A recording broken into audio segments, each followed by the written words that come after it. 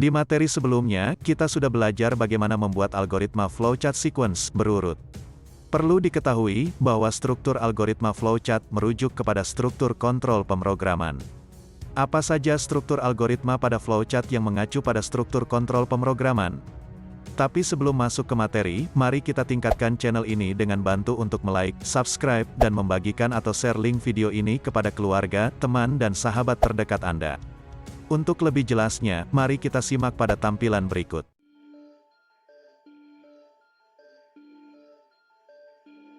Struktur algoritma flowchart. Yang pertama adalah flowchart sequence atau berurut. Seperti biasanya, flowchart diawali dengan terminal mulai,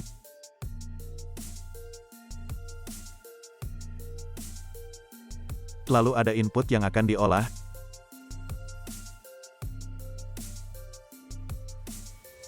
kemudian masuk ke proses, menampilkan hasil proses,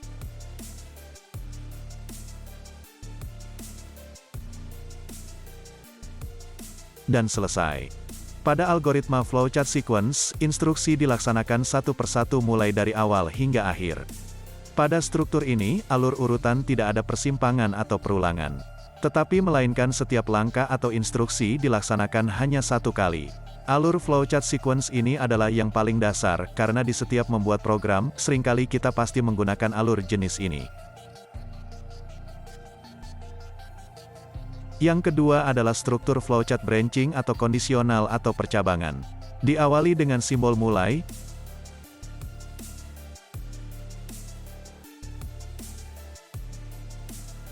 kemudian input data yang akan diolah. Di dalam flowchart percabangan, terdapat simbol decision. Pada simbol ini, akan ditentukan berdasarkan kondisi dan biasanya mengeluarkan dua alur.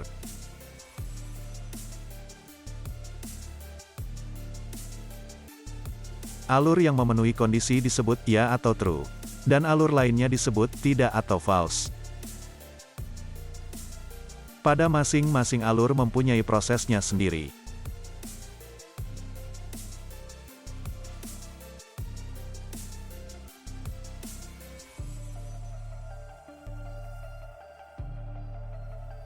Juga mempunyai outputnya masing-masing.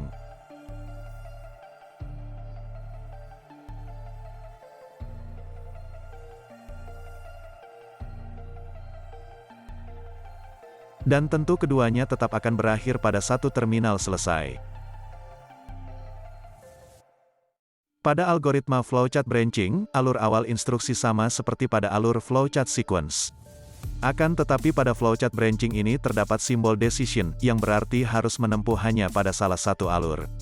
Alur, true atau false. Jadi pada struktur percabangan ini, tidak semua instruksi dilaksanakan. Perintah yang dilaksanakan adalah perintah yang sesuai berdasarkan dengan pemilihan kondisi yang sudah ditentukan di dalam simbol decision. Struktur yang terakhir adalah looping atau iterasi atau berulang. Sama seperti yang lainnya, diawali dengan mulai.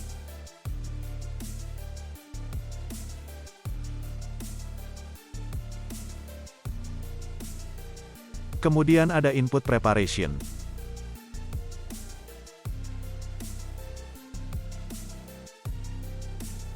Lalu ke simbol output. Dan biasanya ada proses counter atau pencacah.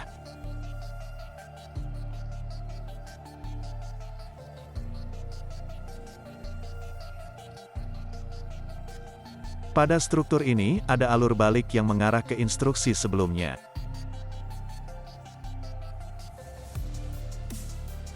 Kemudian sama, akan berakhir ke terminal selesai. Pada flowchart looping ini, proses pengulangan akan terus diulang atau dilaksanakan berdasarkan kondisi yang sudah ditentukan di preparation. Dan proses perulangan akan berakhir berdasarkan kondisi akhir yang sudah ditentukan. Dalam beberapa kondisi, simbol-simbol flowchart yang digunakan pada tampilan ini mungkin tidak akan sama, karena bergantung pada kasus dari algoritmanya. Tetapi pada intinya akan sama bahwa, pada algoritma flowchart sequence tidak akan ada simbol decision atau alur perulangan proses.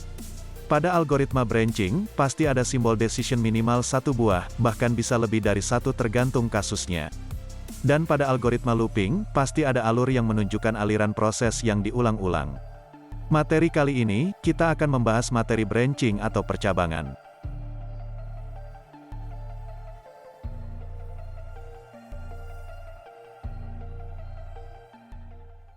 Dalam struktur kontrol pemrograman branching ini, biasanya ditemui pada kode program dengan tulisan if atau switch pada bahasa C atau C++.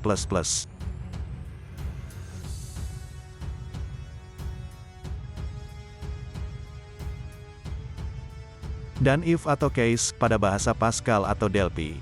Fungsi pada masing-masing bahasa adalah sama, perbedaannya hanya pada notasi atau sintaks. Berikut adalah dua contoh tampilan bagaimana membuat algoritma flowchart branching dari tiap kasus yang berbeda.